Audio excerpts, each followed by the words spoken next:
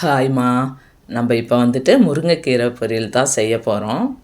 முருங்கைக்காயை பறிக்க சொன்னால் எங்கள் வீட்டுக்காரரு கீரையோட குப்பை உடச்சிட்டாரு. அதனால் இப்போ நான் முருங்கைக்கீரை பொரியல் செய்ய போகிறோம். கீரையை வேஸ்ட் பண்ண வேண்டான்னு எண்ணெய் ஊற்றிட்டேன். அதில் இப்போ கடுகு போட்டாச்சு.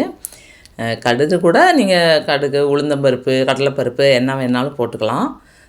கடுகு பொரிஞ்சோடனே இப்போ வெங்காயம், பச்சை மிளகா தான். ஆனால் நான் பழுத்த மிளகா போட்டிருக்கேன். கீரையிலேருந்து எடுத்து போடுறதுக்கு ஈஸியாக இருக்குங்கிறதுனால. அதனால் போட்டுட்டு இப்போ நல்லா வதக்கணும். வதங்கின உடனே நல்லா வதங்கினதுக்கப்புறம் நம்ம கீரையை வைக்க வேண்டியது தான். என்கிட்ட உளுந்தம்பருப்பு தீந்துருச்சு, பார்த்திங்களா, தீந்துருச்சு. அதனால நான் வெறும் கடுகு மட்டும் போட்டேன். நீங்கள் வந்துட்டு உளுந்தம்பருப்பு, கடலைப்பருப்பு என்ன வேணாலும் போட்டுக்கலாம். கீரை வந்துட்டு பாருங்கள், பூவோடு அப்படியே கொப்போட உடச்சிட்டாரு. சரி, முருங்கைக்கீரை தானே, வேஸ்ட் பண்ணக்கூடாதுன்னு சொல்லிட்டு நேற்று தங்கச்சி தான் உருகி கொடுத்துட்டு அவங்க கிளம்பிட்டாங்க வாணியம்பாடிக்கு. அந்த கீரையை வேஸ்ட் ஆக்காமல் நான் இன்றைக்கி அதை பொரியல் செய்கிறேன். முருங்கைக்கீரை பொரியல் எனக்கு ரொம்ப பிடிக்கும். ஆனால் செய்கிறதுக்கு தான் ஒரு சோம்பேறித்தனம். வீட்டில் மரத்தை வச்சுக்கிட்டு வேஸ்ட்டாக தான் ஆகுமே தவிர நான் செய்கிறதே இல்லை. இன்றைக்கி அவங்க உடச்சிட்டதுனால இன்றைக்கி இப்போ பொரியல் செஞ்சுக்கிட்டு இருக்கேன்.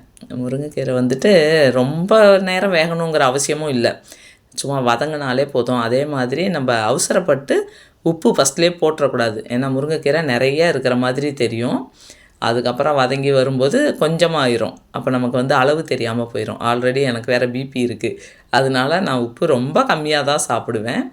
அதனால் உப்பெல்லாம் நான் இப்போ போடாமல் நல்லா வதங்கினதுக்கப்புறம் அது கொஞ்சமானதுக்கப்புறம் நமக்கு அளவு தெரியும். இதுக்கு இவ்வளோ போதும் அப்படிங்கிற மாதிரி அப்படி தான் உப்பு போடுவேன். நீங்களும் தேவையான அளவு உப்பு போட்டுக்கோங்க. இதுக்கு வந்துட்டு ரொம்ப ஈஸி தான். எண்ணெய், கடுகு, உளுந்தம்பருப்பு, வெங்காயம், பச்சை மிளகா, கீரை இருந்தால் போதும். இந்த பாருங்கள் உப்பு. ஆனால் நான் வந்துட்டு உப்பு உங்களுக்கு காமிக்கிறேன். ரொம்ப கம்மியாக தான் நான் போட்டுக்கிட்டேன். நீங்கள் உங்களுக்கு தேவையான அளவு போட்டுக்கோங்க, சரிங்களா. ஒரு 2-3 நிமிஷத்துலலாம் நமக்கு வந்துட்டு கீரையே ரெடி ஆயிரும். க்ளீன் பண்ணுறதுக்கு தான் லேட் ஆகுமே தவிர சமைக்கிறது ரொம்ப ஈஸி. சும்மா ஒரு 10 செகண்ட் மூடி வச்சுட்டு நம்ம திறந்துட்டோம்னாக்கா நல்லாவே வெந்துடும். அதுக்கப்புறம் நம்ம தேங்காய் திருவி போடணும். இப்போல்லாம் யாருங்க திருவுறா? மிக்சியில் போட்டு ஒரு அடி அடிச்சுட்டு போட்டுடுறது. அது ஈஸியான வேலைங்கிற மாதிரி. ஆனால் திருவி போட்டால் இன்னும் டேஸ்ட்டு நல்லா தான் இருக்கும். அப்படி நான் இப்போ மிக்சியிலே போட்டுட்டு அது சில்லாக எடுக்கிறதுனால அது ஈஸிங்கிறதுனால மிக்சியில் போட்டுட்டு விட்டேன்.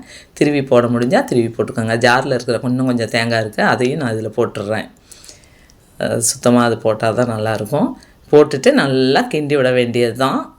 நல்லா இருக்கும். இதுலேயும் ஒரு சிலருக்கு முட்டை போட்டு சாப்பிட்றது பிடிக்கும். அதுவும் ரொம்ப ஈஸி தான். எனக்கு இப்படி சாப்பிட்றதே ரொம்ப பிடிக்கும். அதனால தான் இப்போ நான் உங்களுக்காகவே முட்டை போட்டு செஞ்சு காமிக்கிறேன். 2 முட்டை மட்டும் எடுத்துக்கிட்டு இந்த பொரியல் ரெடி ஆனதில் நம்ம முட்டையை உடச்சி ஊற்றிட வேண்டியது தான்.